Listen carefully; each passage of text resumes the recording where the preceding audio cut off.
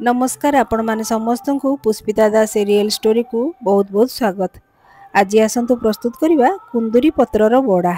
आज बाड़ी आड़ को जाइली देखिली बढ़िया गोटे कुंदुरी गछ होइछि आ छनछनिया पत्र होइछि आ सेथुरु किछि कुंदुरी पत्र तोली आनली भाबिली बड़ा करबी। मो ससुर ए कुंदुरी पत्र बहुत भल पाती तांको बड़ा पतुआ करके देले से बहुत भल पाती आ मु सेइठु शिखिछि बाहाई के आसला परे कुंदुरी पत्र बड़ा खाइबा सेइठु शिखिछि।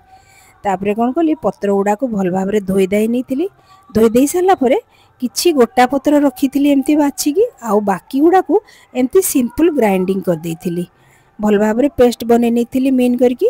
तापरे मसला पाई पोस्त शुखला लंका पियाज और रसुण को बाटी चारटा आलू बड़ बड़ सिझेकी ताकू स्माश कर नहीं ये जो चकटाटा कुंदरी पत्र पेस्टा ताकू कौन कली तादरे पकई देइथिली आ तादरे छोट छोट पियाज और कंचा लंका काटी किछि पकई देइथिली।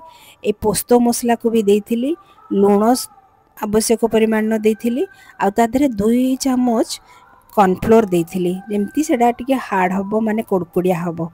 तापरे ताकू भल भाव में पेस्ट करके गोळै नैथिली भल भाव में गोलई सारा पर तावा को गरम कर देइथिली तावा रे अल्प तेल देकी ये जो गोटा कुंदरी पत्र रखी से किछि दे देइथिली ता उपरे चकटा को पुणी गोल गोल करके थापी देइथिली थापी सारी पुणी ता उपरे आउ गोटे गोटे पत्र दे भल भाव में ढांकी देइथिली जेमती तले भी कुंदरी पत्र रहिबो उपरे भी पत्र रहिबो मझिरे हमर से जो चकटाटा अछि सेटा रहिबो। एई भले भाव में लो मीडियम फ्लेम रे बसैथिली तापरे ओल्हेला बेले टिके हाई कर नैथिली तापरे पत्र को एपट सेपट कर देइथिली माने आउ थरे लेउटै देइथिली हेला बेले ऊपर पटटा भी जाइथिला तळ पटरे भी हे जाइथिला। एई भली भाव में सब चकटा गुडा को मु बड़ा बनै नैथिली देखंतु एठी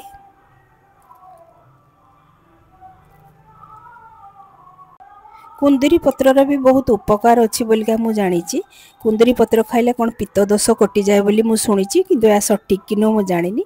बहुत बढ़िया हो जाइथिला मोर कुंदरी पत्र बड़ा आ एटा पखाल सहित खाइले बहुत बढ़िया लगे बहुत टेस्ट लगे आ मु भी पखालर मजा नैथिली कुंदरी पत्र बड़ा सहित। आपण माने थरे एमती प्रस्तुत करंतु कुंदरी पत्रर बड़ा आउ थरे मु प्रस्तुत करबी पोटल पत्र रे बड़ा। आज केमती लागिला मो रेसिपीटी लाइक करिया को भूलिबे नहीं। रहिली जय जगन्नाथ।